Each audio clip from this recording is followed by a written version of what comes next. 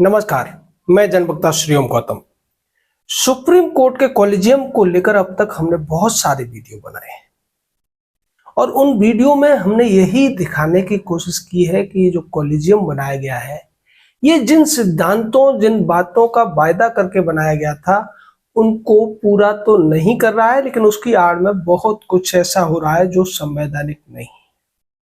आज हम जिस मुद्दे पर बात करने जा रहे हैं वो बड़ा ही दिलचस्प आप कह सकते हैं या फिर सोचनीय भी उसको कहा जा सकता है। सुप्रीम कोर्ट के कॉलेजियम या फिर सुप्रीम कोर्ट के जो तीन सीनियर मोस्ट जजेस के एक फैसले का सम्मान देश के 25 हाई कोर्ट्स में से किसी ने भी नहीं किया है पिछले 5 महीने में। और ऊपर से तुर्रा ये है कि ये जो मुद्दा था वो मौलिक अधिकारों के आर्टिकल 21 से भी जुड़ा हुआ है। आप कहेंगे कि मौलिक अधिकारों का इसमें क्या लेना देना है? तो जब कॉलेजियम का केस चल रहा था, यानी कि सेकंड जजेस केस, उस दौरान एक आर्गुमेंट दिया गया था कि स्पीडी ट्रायल और जस्टिस ये आर्टिकल 21 के तहत मौलिक अधिकार है और इसको सुनिश्चित करने के लिए जुडिशरी की इंडिपेंडेंस बहुत जरूरी है। बहुत अच्छी बात कही गई थी। लोगों को लगा कि अब तक जो कॉलेजियम चल रहा है या जैसे दावे हमारे सीजेआई और भावे सीजेआई विदेशों में जाकर करते हैं और उसको लेकर बहुत से यूट्यूबर हैं जो उनका गुणगान करना शुरू कर देते हैं, देखो बड़ी बात कहती, लेकिन वो भूल जाते हैं कि जिस कॉलेजियम की वो वकालत कर रहे हैं इंडिपेंडेंस के नाम पर, वही कॉलेजियम दरअसल देश की जुडिशरी की इस खस्ता हालत के लिए जिम्मेदार है। और ये जो केस था वो इसी से रिलेटेड था। दरअसल जनवरी में जस्टिस संजीव खन्ना जब भारत के सीजेआई थे, तब उनकी और 2 अन्य जो जज थे सीनियर मोस्ट जजेस, बी.आर. गवई और सूर्यकांत की एक खंडपीठ ने एक फैसला दिया था कि भारत के 25 हाई कोर्ट्स में एडॉक जजेस की नियुक्ति की जाए, जो कि पुराने रिटायर्ड हाई कोर्ट्स के जजेस के बीच में से होगी और इसके द्वारा जो बैकलॉग चल रहा है 18 लाख केसेस का, उसको निपटाने की कोशिश की जाएगी। यानी ये जो एडॉक जजेस बनाए जाने थे वो सब के सब क्रिमिनल केसेस को सुनने के लिए थे, जिनकी पेंडेंसी भारत के हाई कोर्ट्स में बहुत ज्यादा है और इतनी ज्यादा है कि बहुत से केसेस तो 30-30 साल से पेंडिंग पड़े हुए हैं। इसको लेकर उस पीठ ने यह फैसला दिया था कि इसमें थोड़ी रियायत दी जाए। जो 20% की बात कही गई है बैकलॉग की, अगर वो भी नहीं है फिर भी हाई कोर्ट्स 2 से लेकर 5 तक एडॉक जज नियुक्त कर सकते हैं और ये जो जज होंगे वो सिटिंग जज की अध्यक्षता वाली पीठ में ऐसे मामलों की सुनवाई करेंगे जो क्रिमिनल केसेस से रिलेटेड हैं और इसके द्वारा जल्दी से केसों को निपटाने की कोशिश की जाएगी। लेकिन इसको लेकर भारत के 25 हाई कोर्ट्स में से किसी ने भी कोई दिलचस्पी नहीं दिखाई। हालांकि इसको लेकर पहले से भारत के संविधान में एक अनुच्छेद था, पर ताज्जुब की बात यह है कि अब तक देश के इतिहास में केवल 3 ही एडॉक जज नियुक्त किए गए थे और वो भी 3 अलग अलग हाई कोर्ट्स के अंदर। तो ये जो सोचनीय स्थिति है वो उस बड़ी तस्वीर का एक हिस्सा मात्र है जो हम बार बार आपसे कहते रहते हैं कि देश में 33% से ज्यादा, यानी 1/3 से ज्यादा हाई कोर्ट जजेस की वैकेंसी लगातार चल रही है, लगातार पद रिक्त हैं, लेकिन जो हाई कोर्ट्स के कॉलेजियम है वो उनको भरने में दिलचस्पी नहीं दिखा रहे हैं। और एक हाई कोर्ट जिसे कि दुनिया का सबसे बड़ा हाई कोर्ट कहा जाता है, क्योंकि उसमें जो जजेस की स्ट्रेंथ है वो 160 है, लेकिन वहां वैकेंसी भी 50% है। यानी कि जहां 160 जजेस की वैकेंसी है वहां केवल 80 जज ही काम कर रहे हैं और ये हाई कोर्ट है इलाहाबाद हाई कोर्ट का। अब फिर से उसी बात पर आते हैं, आर्टिकल 21 की बात पर, यानी कि भारत के हर नागरिक का त्वरित और न्यायपूर्ण निर्णय लेने का एक मौलिक अधिकार है, जिसका संरक्षण करता हुआ ना तो सुप्रीम कोर्ट दिख रहा है और ना ही हाई कोर्ट्स दिख रहे हैं। जबकि हाई कोर्ट और सुप्रीम कोर्ट को संविधान ने जो मेंडामस की पावर दी हुई है, यानी कि परमादेश का जो एक अधिकार दे रखा है, वो मौलिक अधिकारों की रक्षा के लिए ही दिया हुआ है।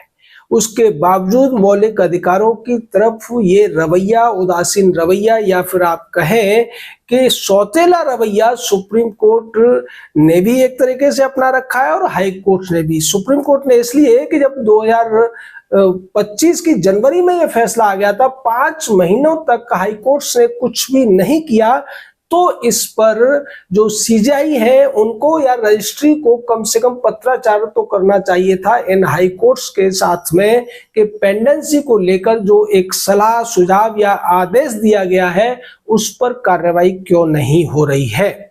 इसका अल्टीमेट जो खामियाजा है वो भारत की जनता को उठाना पड़ता है।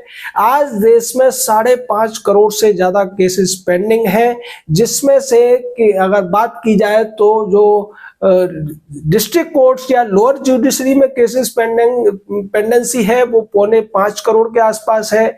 18 लाख से ज्यादा केसेस 25 हाई कोर्ट्स में पेंडिंग है और 70,000 से ज्यादा केसेस पेंडिंग है हमारे देश के सुप्रीम कोर्ट में, जिसके बड़े बड़े जज जाकर बड़ी बड़ी डींगे हाँकते हैं विदेशों में जाकर कि हमारी जो जुडिशरी है वो इंडिपेंडेंस है और वहाँ हम कॉलेजियम के माध्यम से जजों की नियुक्ति करते हैं, जो कि वास्तव में एक अलौकिक व्यवस्था है। अब आप कहेंगे कि इसमें अलौकिक क्या है? अलौकिक का मतलब होता है जो इस लोक की है ही नहीं, यानी पृथ्वी पर कहीं भी किसी भी देश में ये कॉलेजियम जैसी व्यवस्था नहीं है, केवल भारत में है। तो इसलिए ये अलौकिक तौर पर आई हुई व्यवस्था है, जिसके माध्यम से हमारे सुप्रीम कोर्ट और जो हाई कोर्ट्स है उनके चीफ जस्टिस काम करते हैं या जजों की नियुक्ति करते हैं।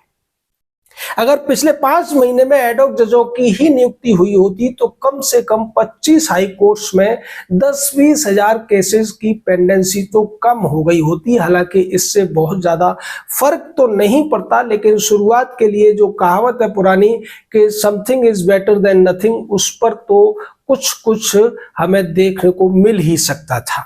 आज अगर जेलों में जो बंद कैदियों की बात की जाए तो उनमें से 76% से ज्यादा वो लोग हैं जिनके केसेस अंडर ट्रायल हैं, यानी कि केसेस उनके पेंडिंग हैं, यानी उन्हें अभी तक सजा नहीं मिली है। उसके बावजूद वकील खरीद पाने में असमर्थता होने की वजह से या दूसरे गरीबी अभावों के कारण वो जेलों में सड़ रहे हैं। और ऐसे ऐसे मामले भी हैं कि अगर उन्हें सजा हुई होती तो वो कब के बाहर आ गए होते, लेकिन चूंकि वो अंडर ट्रायल है तो जिस केस में वो अंदर है उस केस की मैक्सिमम सजा से भी ज्यादा दिनों से वो जेल काट रहे हैं।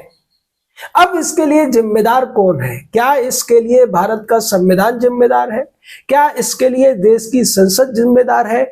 या इसके लिए देश की सरकार जिम्मेदार है? बहुत से लोग बहुत जल्दी में उतावले होकर कह देंगे कि हाँ सरकार जिम्मेदार है या फिर संसद जिम्मेदार है, जबकि हकीकत ये है कि इसके लिए अगर कोई पूरी तरीके से जिम्मेदार है तो वो इस देश की तथाकथित न्याय व्यवस्था है।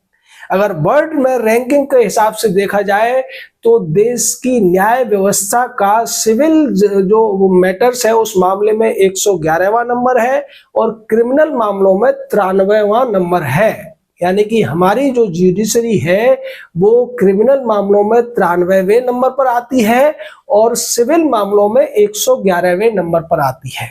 जबकि हमारे जो सीजेआई हैं, हमारे जो भावी सीजेआई है, वो ब्रिटेन और अमेरिका में जाकर अपनी जो जुडिशरी है उसको लेकर तमाम बड़ी बड़ी बातें करके आते हैं। वो कहते हैं हम रूल ऑफ लॉ लागू कर रहे हैं, हम जुडिशियल इंडिपेंडेंस लागू कर चुके हैं, लेकिन हकीकत तो ये है कि पूरी दुनिया में अन्य देशों में जहां जुडिशियल इंडिपेंडेंस है वहां सभी अपॉइंटमेंट्स जो होते हैं जजेस के वो एग्जीक्यूटिव या लेजिस्लेचर के द्वारा ही होते हैं।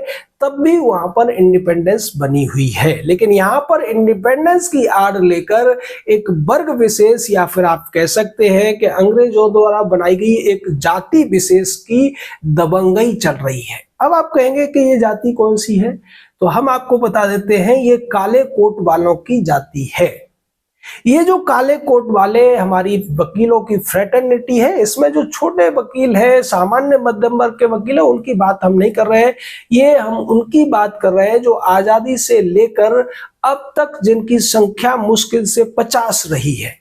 ये जो बड़े बड़े वकील होते हैं और इनके जो चेले चपाटे होते हैं, जिन्हें बाद में वो जज बना देते हैं, हाई कोर्ट और सुप्रीम कोर्ट के जज के तौर पर वो उनका इस्तेमाल करते रहे हैं। अगर आप देखेंगे, अगर आपसे पूछा जाए कि देश में अब तक कितने ज्यादा फेमस वकील हुए हैं, तो ये उंगलियों पर गिनने लायक है। 10-20 साल में एक कोई बड़ा वकील पैदा होता है।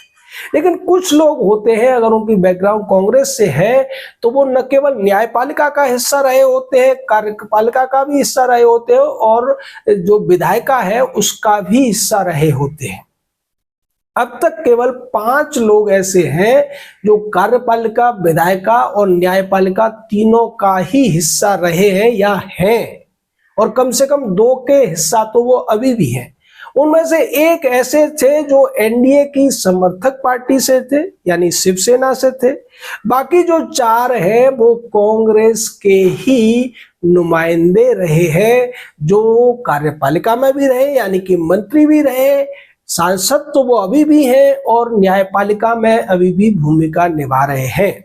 जबकि कॉलेजियम को लेकर जब बहस चल रही थी 1993 में, तो वहां भी ये मुद्दा भी था कि सेपरेशन ऑफ पावर होना चाहिए, यानी सरकार के तीनों अंग अलग अलग होने चाहिए। अब यहाँ जो 5 व्यक्ति जिनकी मैं बात कर रहा हूं, वो सेपरेशन ऑफ पावर का जो कैनन है या जो प्रिंसिपल है, उसका उल्लंघन नहीं करते हैं क्या?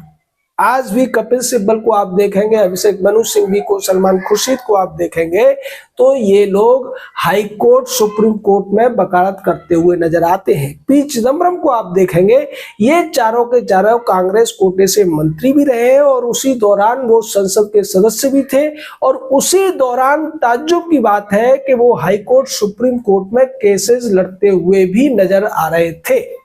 5वें जो व्यक्ति थे जो ऐसा कर चुके हैं, वो थे राम जेठमलानी, जो अब इस दुनिया में नहीं है। वो भी मंत्री रहे, सांसद भी रहे, और न्यायपालिका का हिस्सा भी रहे। क्योंकि जब हम न्यायपालिका की बात करते हैं तो वो केवल जजेस तक सीमित नहीं रहती है। न्यायपालिका से मतलब बार एंड बेंच का लिया जाता है, यानी कि वकील और जज मिलकर न्यायपालिका का एक जो सिद्धांत या प्रारूप है उसकी इस संकल्पना को पूरा करते हैं। तो ये जो बार है, बार इतनी पावरफुल हो जाती है, या बार में बैठे हुए बहुत से लोग इतने पावरफुल हो जाते हैं कि वो बेंच को भी अपने हिसाब से चलाते हैं। इसीलिए इन दोनों को एक ही समझा जाए तो ज्यादा बेहतर है।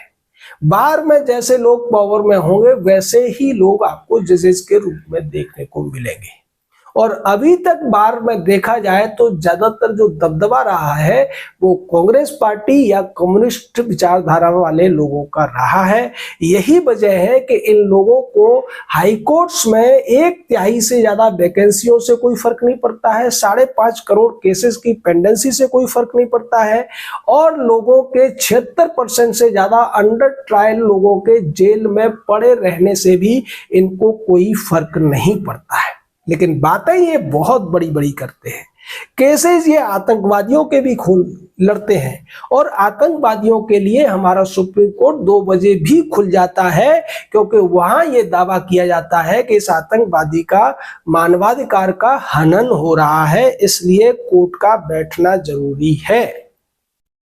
अब मेरा सीधा सवाल आप सभी से है, बहुत से लोग हमारे वीडियो देखते हैं, लेकिन उसके बावजूद लोग वीडियो लाइक करने वालों की संख्या कम है। ऐसा लगता है कि बहुत से लोग इस कॉलेजियम सिस्टम से सहमत हैं, उसे जारी रखना चाहते हैं। यही वजह है कि वो इतने तथ्यों के बावजूद हमारा समर्थन करते हुए नजर नहीं आ रहे हैं।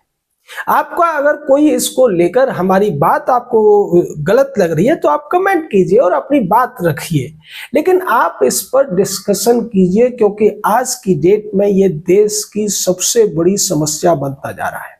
क्योंकि सरकार कोई भी कानून बनाती है, कोई भी पॉलिसी लेकर आती है, सुप्रीम कोर्ट उस पर वीटो लगा देता है, उसको रोक देता है, और ये सब किया जाता है कॉन्स्टिट्यूशन के नाम पर या फिर मौलिक अधिकारों के नाम पर, मानवाधिकारों के नाम पर भी ये सब कर दिया जाता है। जबकि हकीकत यह है कि आज दुनिया के सभी देशों में निरंतर संविधान में भी प्रगति हो रही है, नियमों कानूनों में भी प्रगति हो रही है, लेकिन हमारा ये जो सिस्टम है जो कि अंग्रेजों का कॉपी है, और यही बात जब ये केस चल रहा था सेकंड जजेस का, कॉलेजियम जब बन रहा था, कॉलेजियम को बनाने की जब सारी योजना चल रही थी, उस समय के पारासरन जो कि अटॉर्नी जनरल रहे हैं और बहुत मशहूर वकील है और आज की डेट में भारत के सबसे उम्रदराज वकील भी हैं, उन्होंने कहा था कि हम एक तरफ तो अंग्रेजों के सिस्टम को फॉलो कर रहे हैं और दूसरी तरफ अंग्रेजों के यहाँ जो जजेस की नियुक्ति एग्जीक्यूटिव के द्वारा की जाती है उस बात को मानने को राजी नहीं है।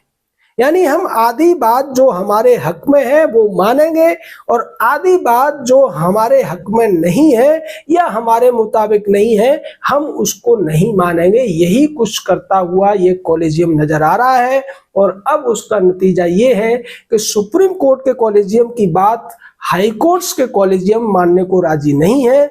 सीधे तौर पर आर्टिकल 21 के तहत मौलिक अधिकार का हनन हो रहा है, जनता को पिसना पड़ रहा है और ये जनता तब तक पिसती रहेगी जब तक आप जागेंगे नहीं, जब तक इस देश में कॉलेजियम को लेकर रेफरेंडम नहीं होगा, जब तक इस देश में जनता अपनी राय नहीं रखेगी कि क्या वो इसी तरीके से कॉलेजियम की तानाशाही को सहना चाहती है या फिर इस कॉलेजियम के सिस्टम में बदलाव चाहती है। आपकी क्या राय है? अपनी राय दीजिए। अगर आपको लगता है हमारी बातों में तथ्य नहीं है तो आप भी अपने तथ्य रख सकते हैं, लेकिन बार बार हम यही जो कुछ भी हम कह रहे हैं तथ्यों के आधार पर कह रहे हैं, सुप्रीम कोर्ट के रूलिंग्स के आधार पर कह रहे हैं, संविधान के उपबंधों के आधार पर कह रहे हैं और आगे भी हम यह सब कहते रहेंगे। जय हिंद, जय भारत।